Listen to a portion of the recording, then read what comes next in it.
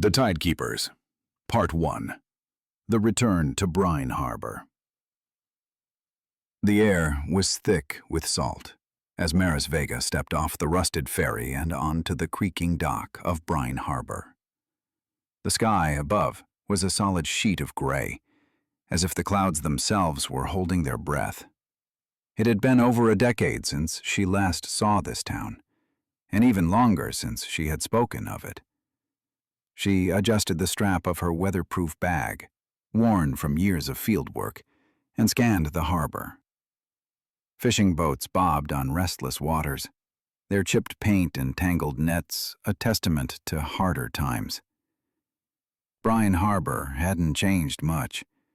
Not the old lighthouse that leaned into the wind like a weary sentinel, not the tide-worn boardwalk where her grandmother used to take her for long walks at dusk. And certainly not the way the townsfolk eyed newcomers with a guarded stillness. But Maris wasn't just any newcomer. She had left Brine Harbor at 18, running from whispers, from rituals she didn't understand, from the expectations of becoming something she never asked for. Her grandmother, Orla, had stayed, the last living tidekeeper, at least as far as anyone knew. Now Orla was missing. The letter had arrived 2 weeks ago, a brief, impersonal note from the sheriff saying Orla Vega had failed to check in during the monthly tide watch. The letter said there was no sign of foul play, but Maris knew better. Orla never missed a tide watch, not once in 60 years.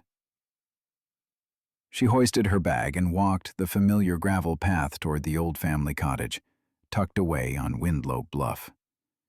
It was a crooked little home made of stone and driftwood, covered in salt-streaked windows and overgrown sea lavender.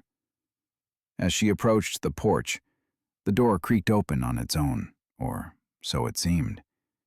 The air inside was heavy with brine and rosemary, like it had been sealed tight to hold the past in.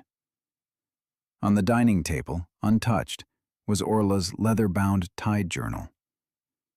Maris sat down slowly, her fingers brushing the worn edges of the cover. The journal wasn't locked, but she hesitated. Opening it would mean confronting the thing she had buried for so long. The moment she did, a page fell loose, sliding to the floor. In her grandmother's looping script were the words, "The sea is remembering."